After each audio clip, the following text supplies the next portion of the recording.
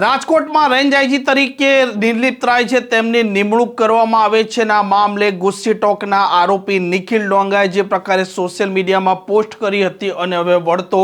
પ્રહાર કર્યો છે પૂર્વ ધારાસભ્ય જયરાજસિંહ જાડેજાએ જે પ્રકારે નિર્લિપ્ત રાયની આ નિમણૂકનો મામલો આજે ગોંડલમાં ગરમાયો છે તેને લઈને વાત કરવી છે। વૈષ્ણવજન તો તેને કહીએ જે પીડ પરાઈ જાનાને રે। નમસ્કાર, આપ જોઈ રહ્યા છો નવજીવન ન્યૂઝ અને હું છું આપણી સાથે તોફિક ગાંચી। ગુજરાતમાં આજે 37 આઈપીએસ અધિકારીઓ છે તેઓની નિમણૂક અલગ અલગ જગ્યાએ કરવામાં આવી છે અને સૌથી વધારે ચર્ચા છે ડીઆઈજી નિર્લિપ્ત રાયની, કેમ કે તેમને રાજકોટ રેન્જ આઈજી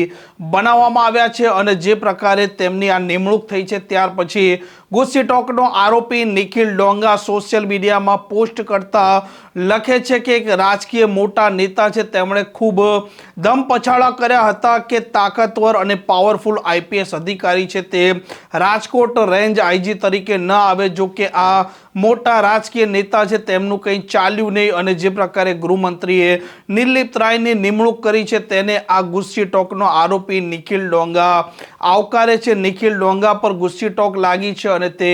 ગોંડલ નથી જઈ શકતો, તેને કોર્ટે શરતી જામીન આપ્યા છે। અત્યારે તે સુરત રહે છે, પરંતુ જે પ્રકારે તેણે આ પોસ્ટ કરી હતી અને ત્યાર પછી હવે વળતો પ્રહાર કર્યો છે ગોંડલના પૂર્વ ધારાસભ્ય જયરાજસિંહ જાડેજાએ અને તેમણે કહ્યું છે કે તેમણે પોતે જ ગૃહમંત્રીને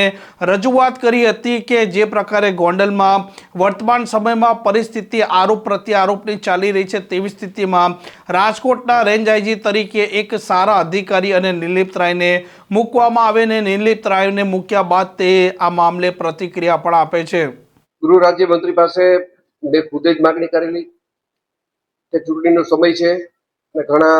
આક્ષેપ પ્રતિ આક્ષેપ થતા હોય, કડક પોલીસ ઓફિસર અને નિષ્ઠાવંત પોલીસ ઓફિસરની રેન્જ ડીઆઈજી તરીકે નિમણૂક કરવામાં આવે એવી મારી જ રજૂઆત હતી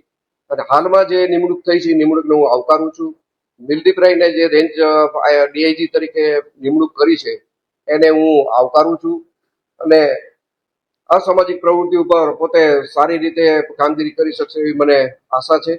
અને આવી માગણી મારી જ હતી કે કડક ઓફિસર રેન્જ લેવલે મુકાય।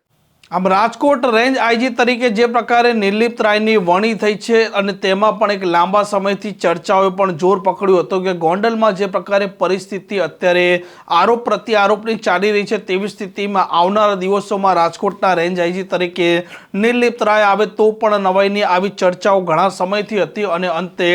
રાજકોટના રેન્જ આઈજી તરીકે નિર્લિપ્ત રાયને જ મૂકવામાં આવ્યા છે અને ત્યાર પછી નિખિલ ડોંગાએ આ મામલે સોશિયલ મીડિયામાં કટાક્ષ કર્યું હતું અને તેનો જવાબ આપ્યો છે પૂર્વ ધારાસભ્ય જયરાજસિંહ જાડેજાએ। આ પ્રકારના સમાચાર માટે નવજીવન ન્યૂઝ ચેનલને લાઇક, શેર અને સબસ્ક્રાઇબ કરવાનું ભૂલતા નહીં। નમસ્કાર।